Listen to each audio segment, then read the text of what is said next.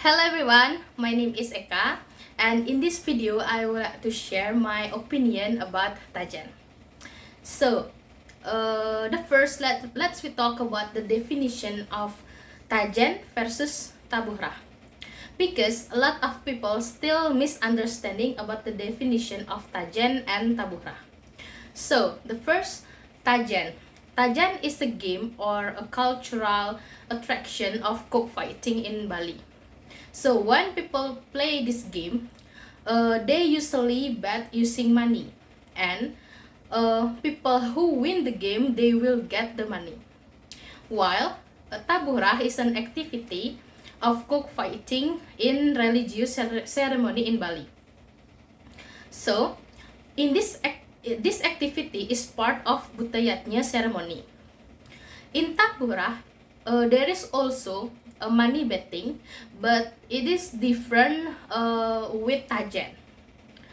In tabuhrah, people bet using money, like money that we use for our daily transaction tool, or people bet using uang kepeng that usually used for religious ceremony in Bali. So TAJEN and tabuhrah have similarity, that is an activity of cockfighting. But from the definition that I said before, we can see also the difference between TAJEN and tabuhrah. TAJEN is an activity of cockfighting where people bet using money, and the money is for the winner, the person who win the game.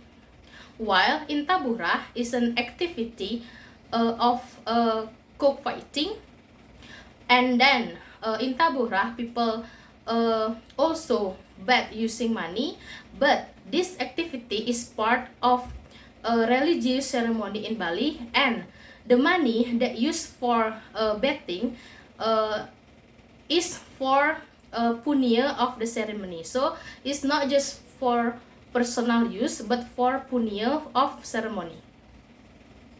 So does TAJEN have any benefits?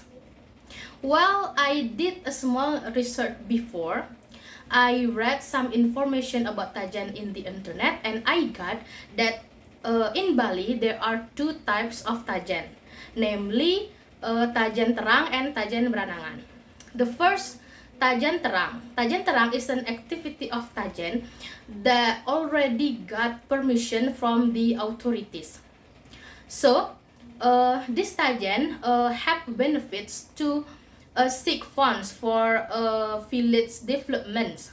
So it's not just for personal use, but it's for the common goods for village development.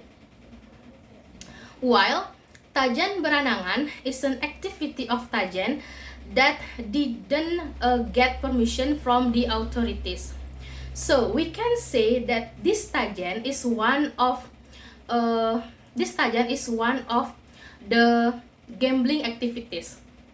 So I think this TAJEN doesn't have any benefits, because it's not for the common goods or for the village development, but it's only for personal use or personal interest. And then, are there any harmful effects of TAJEN? Well, as I said before, there are two types of TAJEN, TAJEN terang and TAJEN beranangan. But currently, I don't think people still do TAJEN terang. I feel like they already forgot about TAJEN terang, that has a benefit for people, that has benefit to seek funds for village development.